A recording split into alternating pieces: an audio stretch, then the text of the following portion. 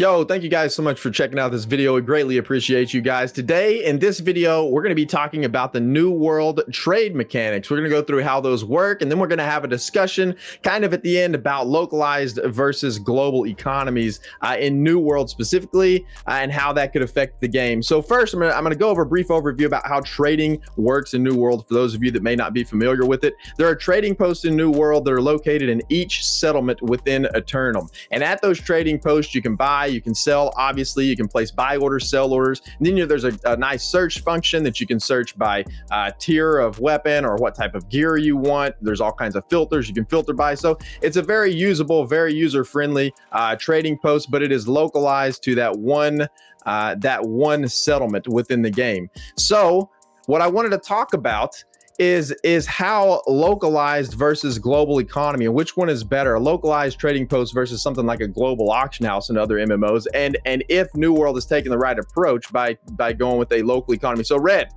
what do you think about how trading currently works, and what do you think about it being localized to each settlement versus some sort of global trading system within the game? It's challenging, man, because I know that they want a player-driven economy. They want something that is kind of upheld by player crafting and player gathering and everything like that. But the local system, I think the biggest flaw is the way that the settlements are currently set up, with, you know, some of the settlements being like early game settlements, where some of them being in-game settlements. I see a problem with people like migrating towards the in-game and then kind of leaving those other cities behind, and kind of at that point, the player-driven economy would just be based around a few zones versus the entire map. So that kind of worries me a little bit, but I think they could pull it off if they, you know, implement the right changes. Yeah, I think so. So I personally really like the localized versus the global economy for trading, because it forces players to travel, and especially when there's open world PvP and something like New World with the flagging system. You know, the flagging system is kind of localized to each territory though. So I think one of the ways they can mitigate this is they can make those they should make maybe the territory PvP territory control quests go to other territories, right? So that you have to cross across borders. And I think what that would help with, the reason I say that is because I think that would help with people just intertwining and coming across people traveling with their goods to go sell it at a different trading post. So if you have like localized gathering in one spot, like you can find hemp in this one spot, but you can't find it way up north, which I think New World kind of has that right now, then you kind of are forced to go down south and run down south while being flagged possibly to go down there to get your hemp and then come all the way back up north somehow. And I think that just promotes travel across the map. That promotes, you know, just better gameplay. I think I really like the localized economy versus being able to sit somewhere and like in Brightwood and buy something from First Light or whatever with no risk or no exploration or travel involved whatsoever. It's nice and convenient, obviously, but I think for a game like New World that's trying to have this open world feel, I really like the traveling around and the localized economy and the things that can do for the game.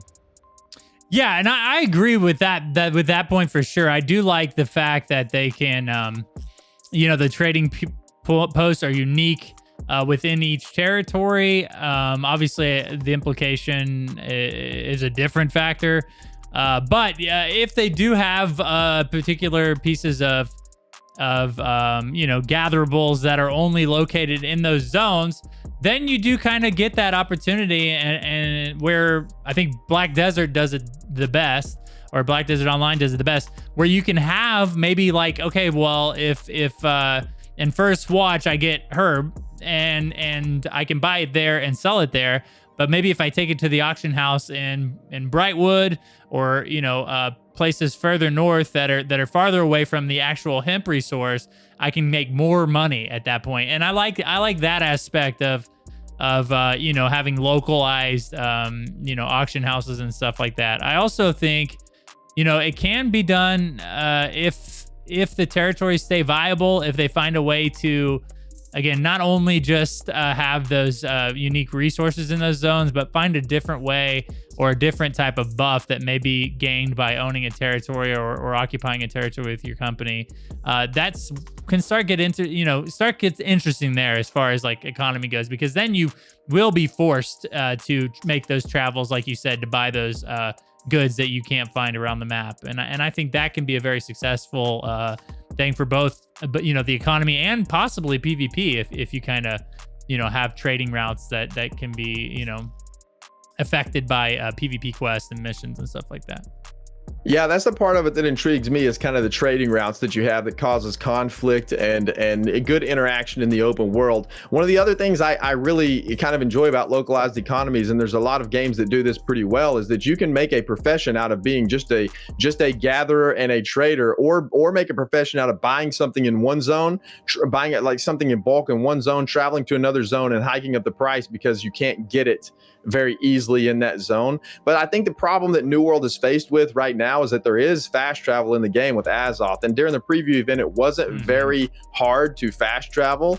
It was pretty easy to fast travel. Now there is a timer on that, but if I'm really worried about spending a whole lot of money on something, I'm going to wait that timer out and just go to the place where I can get it cheaper, right? And then either fast travel somewhere else. So it's going to be tricky for them to get that right, I think, to have a really good localized economy with the way that fast travel works right now. So it's interesting to see and interesting to talk about, man. I still lean towards that way. I still like that a little bit better than the global system. But I hope that it turns out well, and I hope the economy is booming, and that there are these traders that just literally buy and sell stuff and make their living in New World. I really like that aspect and hope New World offers that for the player base. Yeah, and that's the main thing, right? How are the players going to interact with the the separated auction house? We haven't really seen, other than the preview event, which is only a week long, we haven't seen the long-term effects of a player base kind of grinding out material and crafting.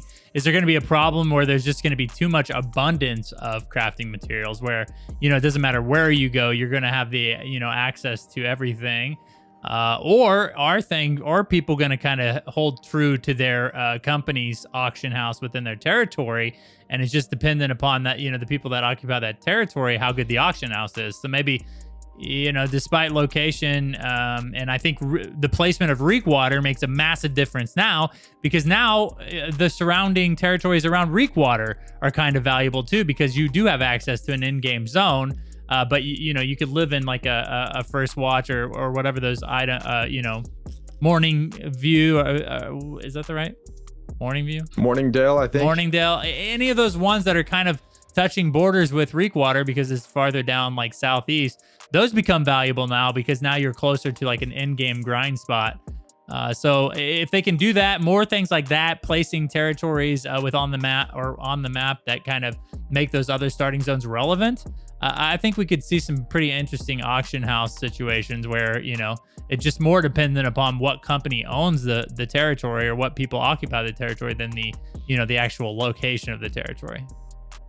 Yeah, absolutely. And one thing you said that really stuck out to me at the very beginning of that statement, you said that you feel like some of the auction or some of the trading posts could get overwhelmed with too much material. And I think that is a very big possibility in New World, because as of now, there's no item sink in the game because items don't break. And I think we probably should leave this for an entire other conversation at some point, so we don't make this video too terribly long, but there is no item sink. So right now, I do feel like at some point the trading post may get overwhelmed with materials, because at some point there's not going to be a lot to craft or to use, because your items don't break. So once you get to max level gear, you're good. So I don't know how that trading and the economy cycle and the crafting cycle is really going to play out in the end, because we haven't been able to play the game long enough to really see with a large player base how that's going to turn out. So we'll see what happens, Ben. I think that is a topic for another time, though. That's a large topic to discuss. But you have anything else to add to this video? No, I think this is something that's very important to the long-term life or interest in New World. Is this economy, thing. And we've talked a lot about this on the podcast as well. Having good crafting and gathering in the game is a very big selling point, because I think a lot of people are interested in that. And the only reason they're going to stay around long term is a good economy that they can continue to manipulate and take advantage of to get their riches or fame or whatever they want to do. So it'll be interesting to see how this turns out, and how good of an economy New World can have. Yeah, absolutely. I think so too. I think that's going to wrap it up for this video, guys. Thank you so much for watching. Let us know what your favorite economy in a video game is. I know Albion Online has a great one. That's probably one of my favorites, one of my top. But let us know, do you think global trading or localized trading works best in New World, and why? Like, what's your take on it? But thank you guys again for watching. We appreciate you very much. Don't forget to hit the subscription button, ring that bell, and like this video, please. And we will see you again next time.